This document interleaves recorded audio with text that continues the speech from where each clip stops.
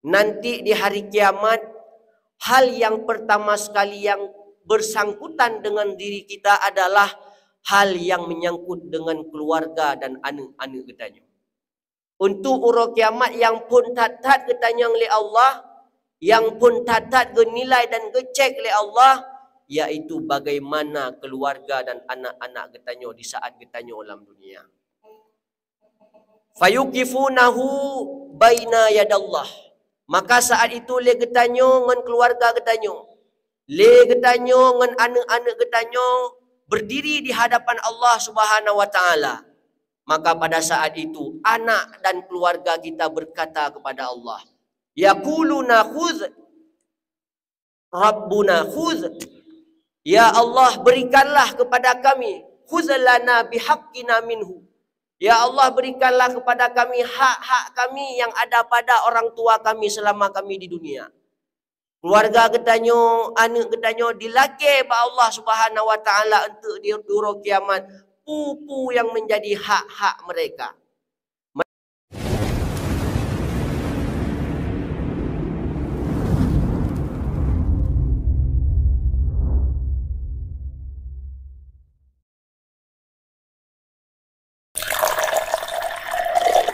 Assalamualaikum warahmatullahi taala wabarakatuh. Alhamdulillah, wala haula wala quwata illa billah, wassalatu wassalamu ala rasulillah wa ala alihi wa sahbihi wa mawala. Amma ba'd, faqala Allah ta'ala fil Qur'anil azim, a'udzu billahi minasyaitonir rajim, bismillahirrahmanirrahim. Ya ayyuhalladzina amanu qu anfusakum wa ahlikum nara. Wa qala an-nabiy sallallahu alaihi wasallam fil hadits, bismillahirrahmanirrahim. Ma nahalu walidan waladahu afdalun min adabin hasan. Shadaqallahul azim wa sadaqan nabiyul karim. La haula wa la quwwata illa billahil aliyyil azim. Rasa ta'zim wa takrim, penghormatan dan kemuliaan kami yang pertama sekali kepada Abi Imam Syed, masjid yang sangat mulia rayanya. Mudah-mudahan Abi selalu diberikan kesihatan oleh Allah Subhanahu wa taala, sabi jid bimbing katanya bersama, amin ya rabbal alamin. Rasa ta'zim wa takrim kepada seluruh panitia masjid, kepada ketua remaja masjid dan anggotanya, kepada seluruh gurai-gurai ulun tuan yang telah berhadir pada pagi yang sangat mulia ini, dan tentunya kepada seluruh hadirin wal hadirat sidang jamaah salat subuh yang insya-Allah Allah muliakan. Izinkanlah beberapa menit ke depan ulun tuan menyampaikan beberapa hal, beberapa pesan yang mudah-mudahan dapat menjadi mau'izah nasihat dan dapat menjadi tazkirah pengingat bagi ulun tuan sendiri, dan mudah-mudahan dapat bermanfaat bagi para hadirin wal hadirat yang insya-Allah Allah muliakan. Sebelumnya jangan lupa kita niat iktikaf sambil kita menunggu terbitnya matahari di pagi yang sangat mulia ini. Hadirin wal hadirat jamaah salat subuh yang insya-Allah Allah muliakan. Dalam satu hadis Rasulullah sallallahu alaihi wasallam pernah bersabda, bismillahirrahmanirrahim, kullukum ra'in wa kullukum mas'ulun an ra'iyatihi. Kata Rasulullah, setiap kamu adalah pemimpin dan setiap kamu akan ditanyakan dari setiap kepemimpinan kamu. Dalam hadis ini Rasulullah sallallahu alaihi wasallam ingin menyampaikan kepada kita umatnya bahwa kita semua ini yang telah berada di atas permukaan bumi ini adalah sosok pemimpin. Dan setiap apa yang kita pimpin di dalam dunia ini semuanya akan diminta pertanggungjawaban oleh Allah Subhanahu wa taala kelak di yaumil qiyamah.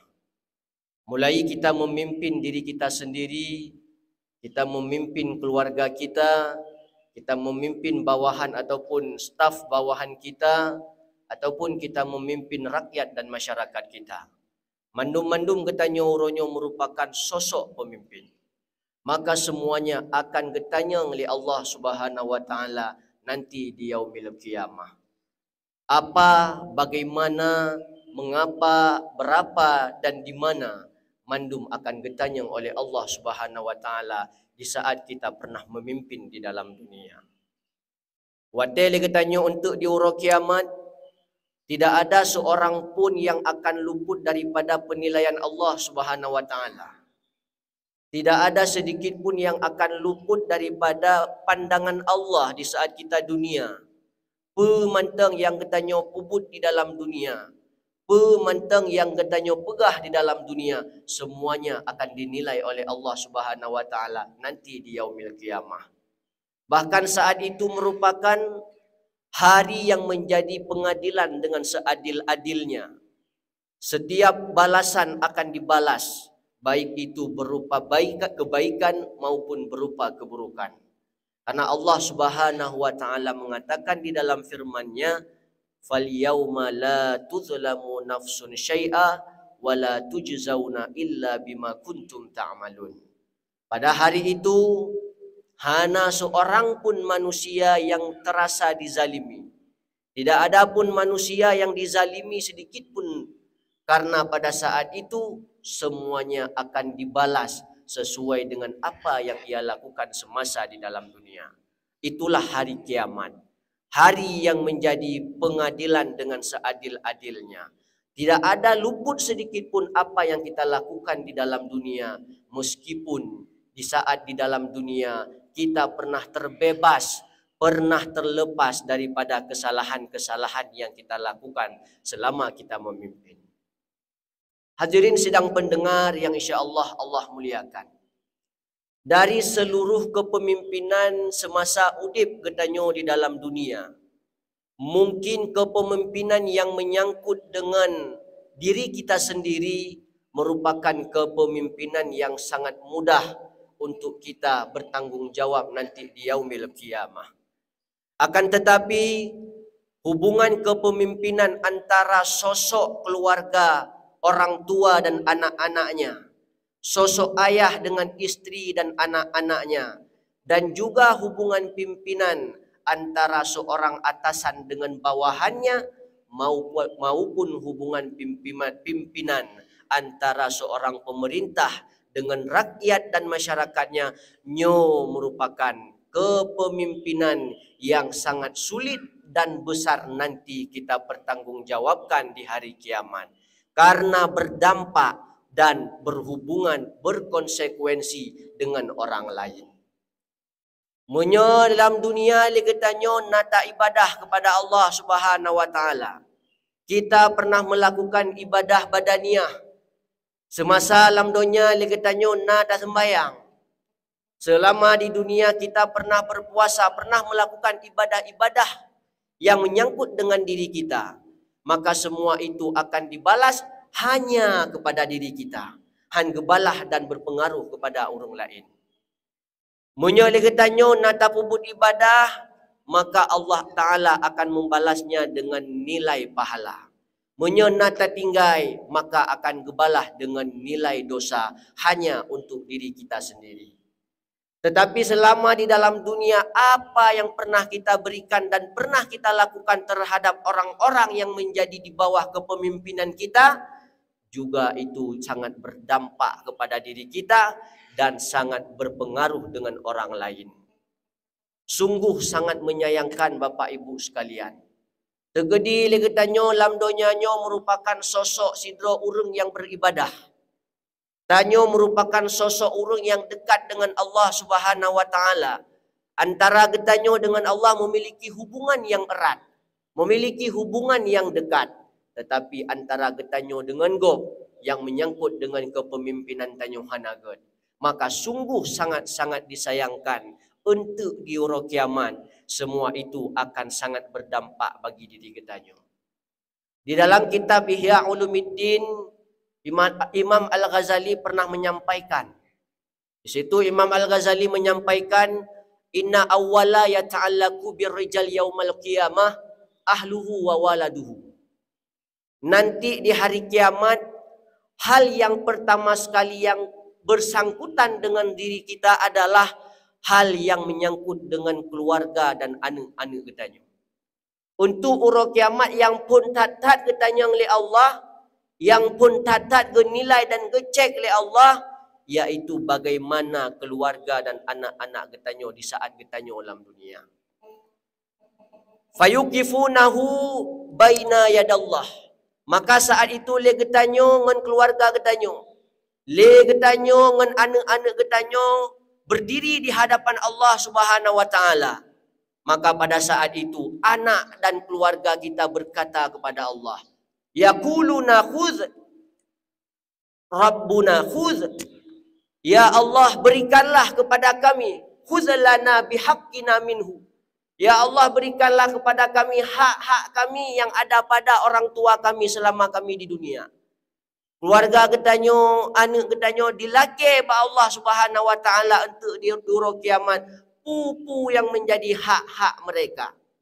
Mereka mengatakan kepada Allah Subhanahu wa taala, ya Allah, semasa di dalam dunia kamu tidak pernah diberikan ilmu pengetahuan oleh orang tua kami. Kami tidak pernah mengetahui apa sesuatu yang tidak pernah kami ketahui. Hanggebi ilmu agama le urung syik kamu ya Allah. Maka pada saat itu fayuhtasu, Allah Ta'ala akan mengambil setiap kebaikan yang nabak ketanya sosok orang tua. Allah Ta'ala akan mengambil apa saja kebaikan yang nabak ketanya gejuk kepada keluarga dan anak-anak kita. Coba bayangkan Bapak Ibu sekalian. Seorang anak, seorang istri, seorang keluarga yang kita harapkan di dalam dunia, yang sangat ketanya cintai di dalam dunia, tetapi di hari akhirat mereka menjadi malapetaka bagi ketanya. Mereka yang menjerumuskan kita ke dalam keburukan. Mereka yang membuat kita hina di hadapan Allah Subhanahu wa taala. Jatah oleh ketanya tamong dalam syurga. Tapi gara-gara kelengahan ketanya semasa di dunia, kita tidak pernah memberikan ilmu agama terhadap keluarga dan anak-anak kita. Kita memberikan sesuatu yang haram kepada keluarga kita, maka semua itulah nanti akan dipertanggungjawabkan oleh Allah Subhanahu wa taala, dan setiap kebaikan yang nabak ketanyo suah tajuk kepada anak dan keluarga ketanyo karena kesalahan yang sangat fatal yang ketanyo kubut di dalam dunia. Beginilah gambaran nanti kita di hari kiamat. Maka sebenarnya menyegetanyo tanak pegah tentang anak, menyetanyo tanak pegah tentang hubungan keluarga, anak ataupun keluarga ini adalah dua penentuan dalam hidup kita. Menyakan anaknya dapat menjadi investasi baik bagi diri kita, maka sungguh anak-anak ini akan menjadi investasi buruk bagi kita. Nyo tergantung bagaimana hari ini selama di dalam dunia kita memimpin mereka, kita menghiraukan mereka. Selama di dalam dunia kita pernah memenuhi kebutuhan-kebutuhan wajib kepada mereka, maka insya Allah kita nyoglah untuk di hari kiamat. Namun sangat perlu kita ketahui, tugas seorang orang tua bagi anak-anak dan keluarganya bukan sekedar wajib memenuhi kebutuhan hidupnya saja, bukan sekedar wajib melindungi mereka saja, tetapi yang lebih penting daripadanya, yaitu ilmu agama dan etika ataupun adab-adab. Sebagaimana dalam hadis Rasulullah Sallallahu Alaihi Wasallam pernah menyampaikan di dalam kitab Tangkihul Kaul. Rasulullah menyampaikan, marrazaqahullahu biwalad. Barang siapa yang telah dianugerahi, barang siapa yang telah diberikan sosok anak, seorang anak kepadanya, fa'alaihi ta'dibuhu wa ta'limuhu, maka wajib bagi orang tuanya untuk memberikan etika-etika, untuk memberikan adab-adab dan ilmu pengetahuan agama kepada mereka. Adab dan ilmu pengetahuan agama merupakan hal yang paling utama, hal yang paling urgensi yang kita harus penuhi sosok orang tua kepada anak dan keluarga kita. Karena Nabi juga menyampaikan, fa inna man allama waladahu wa addabahu, Maka barang siapa yang telah memberikan ilmu agama dan adab-adab kepada anaknya, fa'alaihi syafa'atuhu, maka terhadapnya akan diberikan syafaat Allah.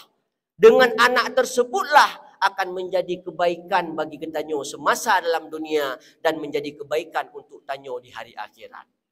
Coba bayangkan ibu-ibu sekalian, bapak-bapak sekalian, dengan ilmu pengetahuan agama yang pernah kita berikan kepada anak-anak dan keluarga kita, dengan uang yang pernah kita berikan untuk memenuhi kebutuhan mereka dalam mencari ilmu agama, maka dengan semua itulah akan menjadi amal jariah, akan menjadi pahala jariah yang selalu mengalir bagi ketanyo urungsi. Setiap kebaikan yang dilakukan oleh anak ketanyo, setiap ibadah yang dilakukan oleh keluarga ketanyo, gara-gara ilmu yang tanyo berikan, gara-gara uang yang ketanyo berikan, maka dengan itulah mengalir pahala selalu bagi ketanyo. Inilah yang disampaikan selalu di saat kita mendengar dalam setiap kematian.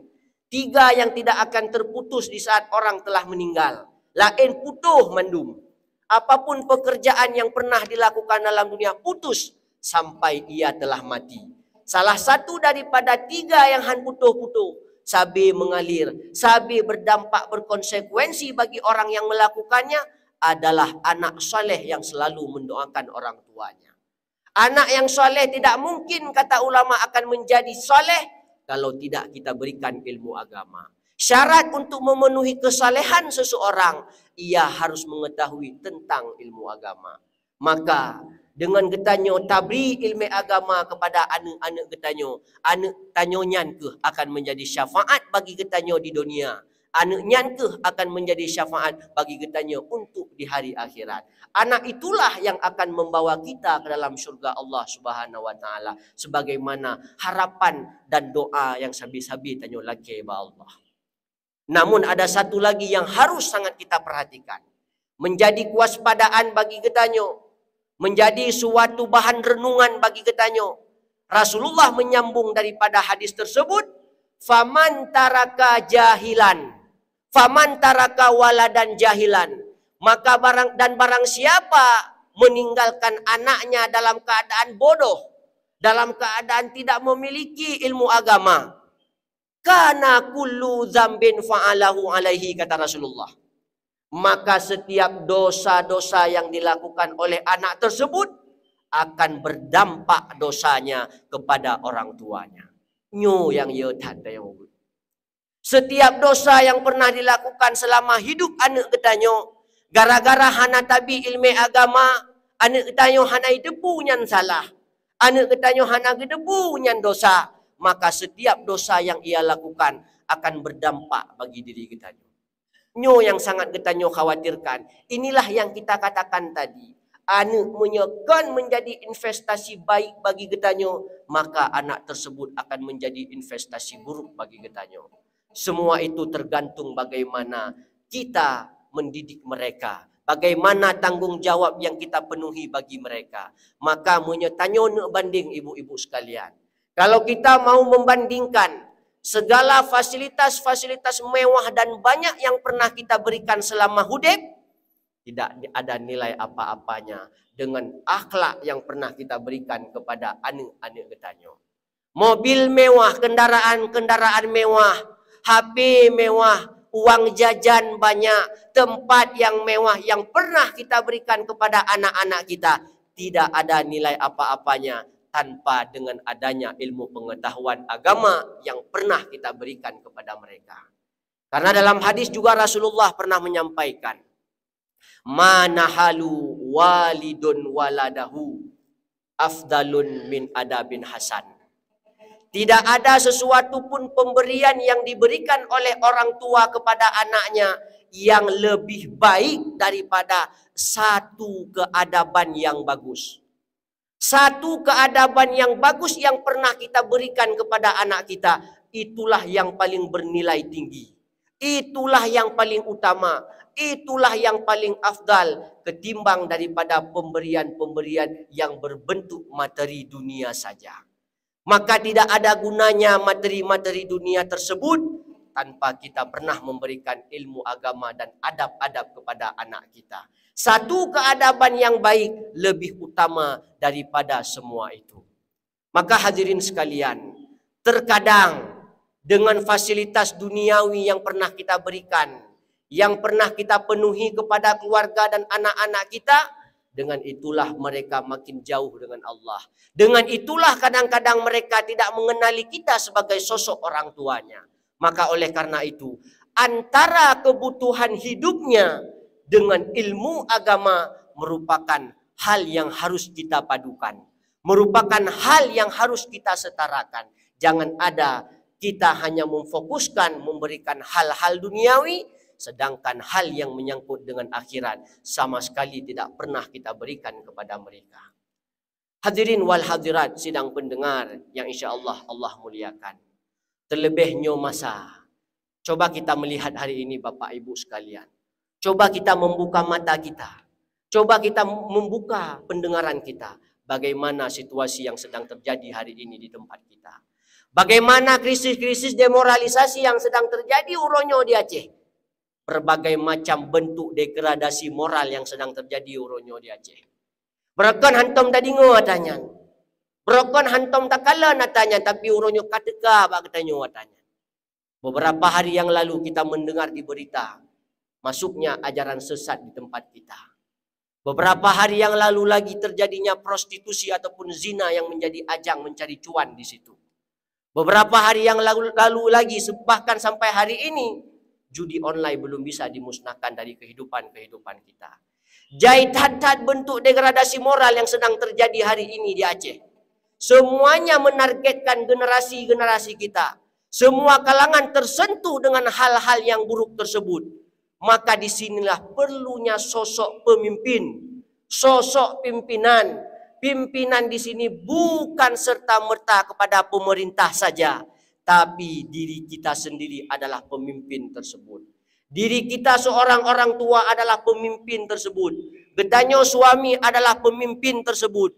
Getanyo dalam keluarga adalah pemimpin tersebut. Maka wajib bagi kita untuk mencari solusi atas apa yang sedang terjadi hari ini.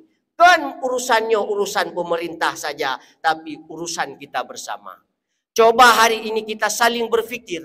Coba lihatnya uronyo tak minta solusi agar semua itu bisa teratasi. Munyo uronyo generasi getanyo hae tak tarik daripada penyakit-penyakitnya, maka sangat sungguh disayangkan Bapak Ibu. Islam yang ada di Aceh yang menjadi label syariat bagi getanyo. Serambi Mekah yang menjadi label bagi kita yang selalu kita gaung-gaungkan dan kita bangga-banggakan. Kalau ini belum bisa kita atasi, maka semua itu hanya tinggal nama dan sejarahnya saja. Aceh dengan Serambi Mekahnya, Aceh dengan syariat Islamnya akan ditinggal ditelan oleh masa. Kalau uronyo hana tak selamat generasi-generasi getanyo. Kalau kita berbicara tentang mencegah kemungkaran, kemungkaran itu bukan dicegah oleh pemimpin saja. Setiap kita wajib mencegah kemungkaran sesuai dengan kapasitas yang kita miliki. Sebagaimana dalam hadis Rasulullah pernah menyampaikan, man ra'a minkum mungkaran, barang siapa melihat suatu kemungkaran, falyughayyirhu biyadihi.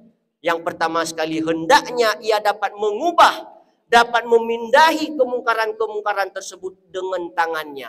Tangan di sini dimaksudkan adalah dengan kekuasaan yang dimiliki oleh para penguasa. Kalau kita tidak mampu dengan tangan fa'ilam yastati, menyeli tanyohan mampu tak ubah kemungkaran-kemungkaran dengan kekuasaan. Tanyohana memiliki kekuasaan, kita tidak memiliki otoritas dalam hal tersebut, maka fabilisanihi, dengan ucapan kita wajib mencegah setiap kemungkaran tersebut. Dengan nasihatlah kita mencegah kemungkaran tersebut. Menyahan syit le ketanyo tak cegah kemungkaran dengan lisan, fabi qalbihi, maka seminimal-minimalnya adalah dengan hati. Na rasa bengih ketanyo, na rasa prihatin ketanyo terhadap kemungkaran-kemungkaran yang sedang terjadi. Terhadap maksiat-maksiat yang kita lihat, narasa bengih lah mati katanya. Maka nyanka termasuk daripada perbuatan yang mencegah daripada kemungkaran tersebut. Dan itu merupakan selemah-lemah daripada hal dalam mencegah kemungkaran. Maka Bapak Ibu sekalian, Berbicara tentang mencegah kemungkaran, itu bukan serta-merta ranahnya pemerintah saja, tetapi semua kita wajib mencegah setiap kemungkaran, wajib mengajak orang dalam kebaikan, karena disitulah terdapat nilai lebih pada umat Nabi Muhammad sallallahu alaihi wasallam. Mulia katanya umat Nabi Muhammad dengan umat-umat yang lain karena kita memiliki sifat nahi mungkar. Karena kita diperintahkan untuk amar ma'ruf nahi mungkar, mengajak orang lain ke dalam kebaikan dan mencegah orang lain daripada kemungkaran. Nyo hanya na bak katanya umat Nabi Muhammad.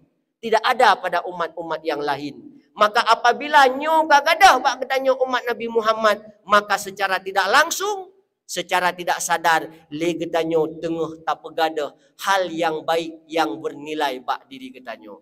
Maka melalui mimbar yang sangat mulia rayanyo, khatib Al-Fakir mengajak hadirin wal hadirat sekalian, mari kita membuka mata, mari kita membuka telinga, jauhkanlah sifat apatis yang nabak diri getanyo. Hana je narasa hana peduli bagi diri getanyo terhadap krisis-krisis moral yang sedang terjadi hari ini. Munya generasi getanyo hae tak selamat puronyo, maka cepat ataupun lambat siksa Allah akan truk bak getanyo. Bala dan musibah akan truk kepada getanyo. Na'udzubillah summa na'udzubillah. Wa ma kunna liyuhlikal qura bidzulmi wa ahluha muslihun, kata Allah. Allah Ta'ala tidak akan menghancurkan, Allah Ta'ala tidak akan membinasakan suatu daerah selama di dalamnya masih ada orang-orang yang berbuat kebaikan.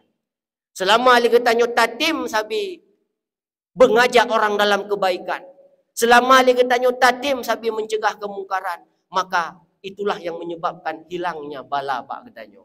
Tapi menyeatanya hanali, maka cepat ataupun lambat musibah ataupun bala daripada Allah akan truk pak getanyo. Na'udzubillah summa na'udzubillah.